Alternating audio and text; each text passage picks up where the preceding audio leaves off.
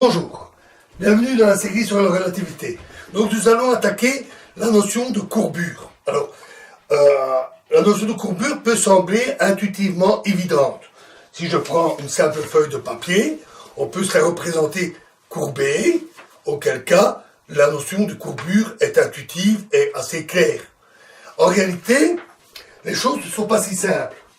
Il y a trois types de complications. Le premier, c'est qu'il existe en réalité deux notions de courbure, comme nous allons voir. Et il faut qu'on vienne les distinguer, parce que une seule va nous servir et il peut y avoir des confusions. La deuxième chose, c'est que, ici j'ai une simple feuille à deux dimensions. Facile à voir, à visualiser, à se représenter. Mais l'espace-temps, lui, est à 4 dimensions. Et donc, ça, c'est beaucoup moins facile à visualiser. Enfin, on a besoin de quelque chose qui va au-delà de cette simple représentation intuitive. On a besoin de quelque chose de plus quantitatif qui permette de chiffrer la courbure. On a donc besoin d'une représentation mathématique. Notons que ce troisième point résout le deuxième. En effet, on aime bien visualiser les choses. Tout le monde aime bien voir les choses pour se les représenter. C'est plus facile. Même les physiciens, les théoriciens ne sont pas avares de représentation lorsque c'est possible. Mais vu la complexité, vu le fait que c'est un espace à 4 dimensions, force est de constater que dans certains cas, c'est trop difficile. Ce n'est pas possible de se les représenter. Et donc, dans ce cas-là, on a besoin d'une aide. Et la formalisation mathématique est une aide. La modélisation mathématique n'est pas limitée par nos sens et par notre capacité à se représenter des choses complexes. Donc l'outil mathématique nous résout cette difficulté de représentation visuelle.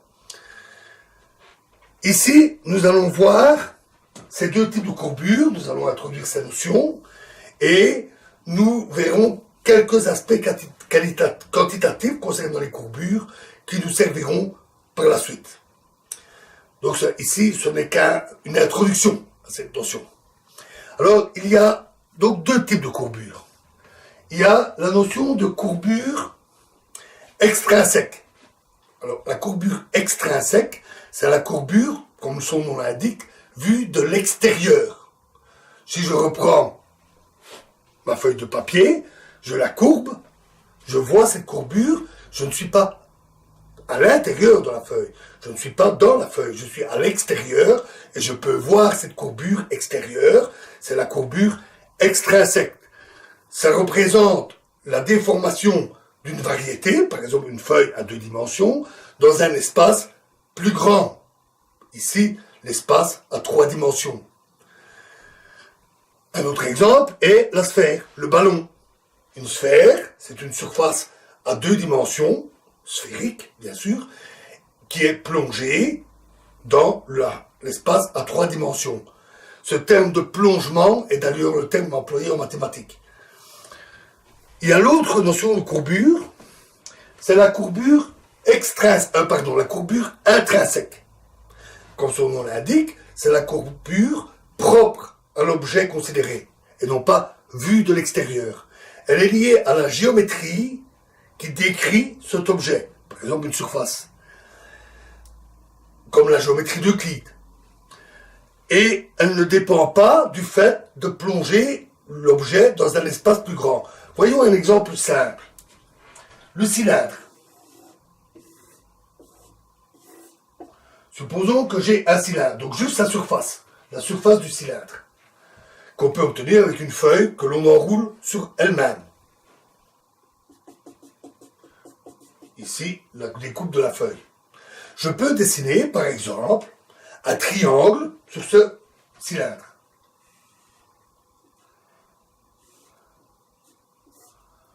Notons qu'ici, déjà, on a une difficulté. La surface est courbe. Donc, comment y dessiner des choses telles que des segments de droite pour faire un triangle? Ce n'est pas possible, puisque la surface est courbe. Ici, pour la ligne verticale, ça va. Les lignes verticales sur la surface du triangle sont des droites. Pour les lignes horizontales, ce ne sont pas des droites. Alors, on utilise ce qui se rapproche le plus, ce qui est le plus proche de la notion de droite, à savoir les géodésiques, que nous avons vus, puisque une géodésique est le prolongement de proche en proche d'un segment de droite. Et ici, les géodésiques sont les lignes verticales et les cercles entourant le cylindre, entre autres. Il y a aussi des ellipses qui sont inclinées. Et on obtient ainsi un triangle dessiné sur la surface. Si maintenant je déplie la feuille, c'est-à-dire si j'étale mon cylindre prédécoupé ici, je l'étale sans déchirer la feuille, autre que le prédécoupage, sans la déformer, alors le triangle devient un triangle ordinaire. Un triangle qui obéit à la géométrie d'Euclide pour une surface plane. Par exemple, la somme des angles au sommet, des trois sommets, est de 180 degrés. C'est une propriété classique des triangles en géométrie d'Euclide. Et ceci reste vrai sur le cylindre. Alors pourquoi? Parce que justement, je n'ai pas déformé la feuille. La feuille n'est pas étirée et les angles ne sont pas déformés. Et les angles ici, ici, ici sont toujours les mêmes. Donc, la géométrie de la surface du cylindre est la géométrie d'Euclide. Prenons maintenant une sphère.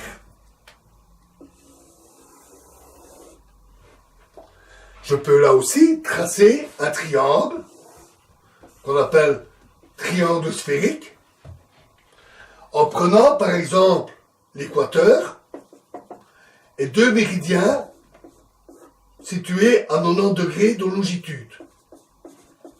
Dans ce cas-là, on a trois angles droits, puisque les méridiens arrivent à angle droit par rapport à l'équateur. Et ici, par choix, on a aussi un angle droit. Et donc, la somme des angles est de 270 degrés. Ce n'est pas la règle pour les triangles en géométrie d'Euclide. Donc, la sphère ne se comporte pas comme le plan euclidien. Et d'ailleurs, le fait est que, même en prédécoupant la sphère, en deux hémisphères par exemple, je ne peux pas l'aplatir pour en faire des plans. Du moins, pas sans déformer ou déchirer la surface de la sphère. Phénomène bien connu, avec des oranges, vous prenez deux hémisphères de pelure d'orange, vous appuyez dessus pour les aplatir, la peau de l'orange se déchire, elle éclate. On ne peut pas aplatir la sphère. Une des conséquences de cela, c'est lié, rappelez-vous, impossible d'avoir un système de coordonnées global sur toute la sphère qui ne présente pas de défaut, nous en avions parlé, alors que sur un plan, ça ne pose aucune difficulté. En fait, la géométrie de la sphère, de la surface de la sphère, n'est pas la géométrie d'Euclide, elle est appelée, bien entendu, géométrie sphérique. Un autre exemple, c'est qu'on peut avoir des parallèles sur une surface plane, droite, qui ne se rencontrent jamais. C'est impossible sur la sphère. Si vous prenez deux grands cercles, ceux-ci vont toujours se couper au moins en deux points. Par exemple, deux méridiens se coupent toujours aux deux pôles. Donc, impossible d'avoir des parallèles sur une sphère. C'est la géométrie sans parallèle. Au début, lorsque les mathématiciens ont commencé à se demander s'il n'existait pas d'autre chose que la géométrie d'Euclide, ils sont partis du postulat des parallèles. C'était un postulat que, pendant des siècles, des mathématiciens avaient essayé de démontrer à partir du reste de la géométrie d'Euclide. Et ils n'y étaient pas arrivés. Et pour cause, on ne peut pas le démontrer. C'est un postulat indépendant. Donc, ils se demandaient, que se passe-t-il si on prend un autre postulat?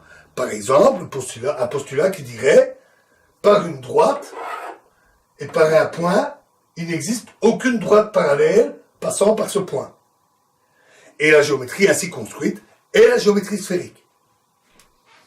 Il existe une troisième catégorie de géométrie de ce type, qui est aussi la géométrie hyperbolique, qui est typiquement celle du creux de la selle de cheval.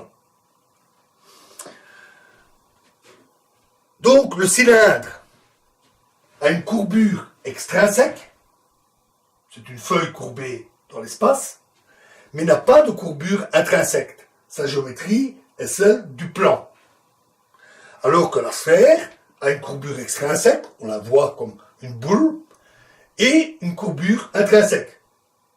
Sa géométrie n'est pas la géométrie d'Euclide.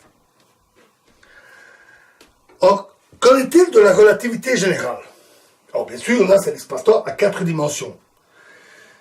Les propriétés en relativité générale, telles que le mouvement ou la gravité, sont liées à la géométrie. Nous en avons déjà eu un aperçu. Donc, à la courbure propre à la variété espace-temps.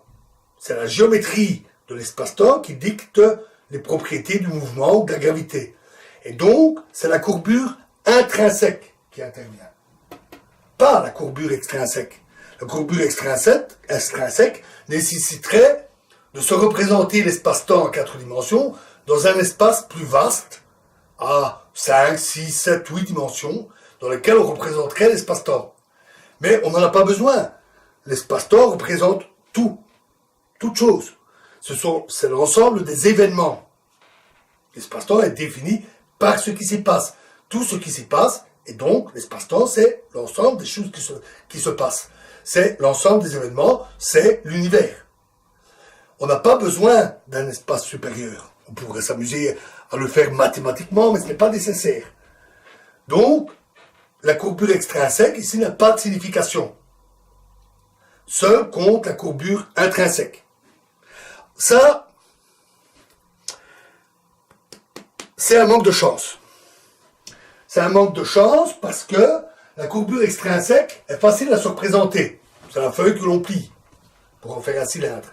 Tandis que la courbure intrinsèque, propre à la variété, qui nécessite des considérations géométriques, est plus difficile à saisir et à manipuler et à se représenter. C'est dommage, mais c'est comme ça. Il faut faire avec. Malheureusement, dans la vulgarisation, on essaye parfois de se représenter les choses de manière visuelle, et on utilise parfois, pour expliquer la gravité, la représentation d'un espace-temps comme une feuille de caoutchouc qui serait déformée. Ça apporte quelques éléments d'explication, mais c'est très limité. Parce que ce que l'on voit comme déformation, c'est une courbure extrinsèque, et non pas la courbure intrinsèque, qui est celle qui est importante. Ceci en plus du fait que cette feuille qui est au caoutchouc n'a que 2 dimensions, comme la feuille, et non pas 4 dimensions. Et le temps est important dans la courbure, dans l'espace-temps, j'en ai parlé, et dans une telle représentation, en général, on dit que c'est 2 dimensions spatiales, le temps n'étant pas dessiné. Ce qui, évidemment, crée trompeur. Vouloir aller trop loin avec ce type de représentation est dangereux. Et donc, il faut faire avec. Voilà. Alors, voyons un peu comment on peut quantifier une courbure. Alors, commençons par quelque chose de simple. On a une courbe.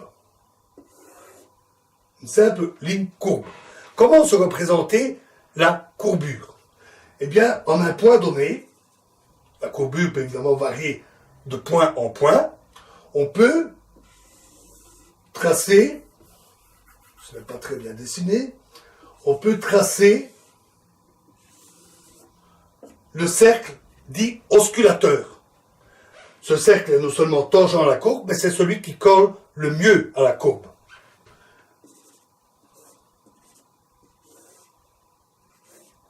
Et le rayon de ce cercle est appelé le rayon de courbure en ce point. C'est clair, c'est simple. C'est celui qu'on emploie même parfois dans la vie courante, quand on parle d'une route qui tourne et quand on parle de son rayon de courbure. Vous avez peut-être déjà entendu cette expression.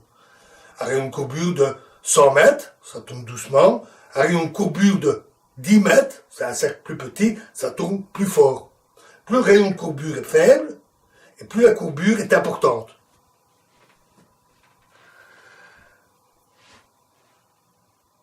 En général, on note la courbure, puisque c'est l'inverse du rayon de courbure, comme gamma égale 1 sur le rayon. Considérons maintenant, et donc, si le rayon est infini, alors le cercle s'apparente à une droite, ça veut dire que la courbure est nulle. 1 sur l'infini égale 0.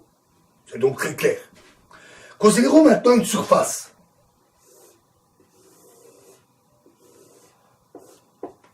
Surface courbe, pas nécessairement un plan, elle peut être nettement plus déformée. Prenons un point. Comment décrire la courbure de la surface en ce point? Eh bien, on peut le faire avec deux lignes que l'on tracerait, deux courbes que l'on tracerait sur la surface et qui se croisent en ce point. On peut alors donner les courbures gamma 1 et gamma 2 de chacune des deux courbes. On peut facilement montrer que pour toute autre courbe, on obtient des combinaisons de ces deux-là. Et on peut prendre les valeurs minimales et maximales de gamma 1 et gamma 2. Donc on regarde toutes les courbes possibles et on prend les valeurs minimales et maximales. Dans ce cas-là, on dit que ce sont les courbures principales. Ou si on parle en rayon de courbure, les rayons de courbure principaux. Et 3 cas sont possibles. Premier cas, une des deux courbures est nulle. Dans ce cas-là, la ligne en question est une droite, comme pour sur le cylindre. Et donc, même si l'autre a une certaine courbure, on a l'équivalent d'un plan ou d'un cylindre, dont la géométrie est euclidienne. Dans ce cas, donc, il suffit que gamma 1 ou gamma 2 soient nuls, l'un ou l'autre, et dans ce cas-là, la courbure est euclidienne. En ce point-là, la surface est plane, au moins localement. Deuxième possibilité, ils ont le même signe. Alors pourquoi pourrait-il avoir des signes différents? Parce que les courbes pourraient être orientées différemment. On pourrait avoir une forme de type, excusez-moi, c'est pas facile à dessiner, une forme de type selle de cheval. Dans ce cas-là, dans le creux de la selle de cheval, la courbure est comme ça, alors que latéralement, là où on met les jambes, la courbure est dans l'autre sens. Donc on tient compte du fait que le cercle osculateur qu'on vient coller sur la courbe est au-dessus ou en dessous du plan. Et on attribue donc un signe à la courbure. Si les deux courbures ont le même signe, on est comme pour le cas d'une sphère, c'est une géométrie sphérique. Si les deux courbures sont des signes différentes, comme sur la selle de cheval, on parle de géométrie hyperbolique. Et donc ça couvre tous les cas. Notons aussi que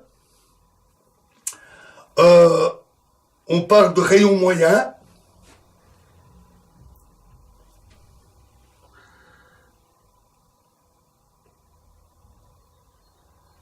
Je ne veux pas dire de bêtises.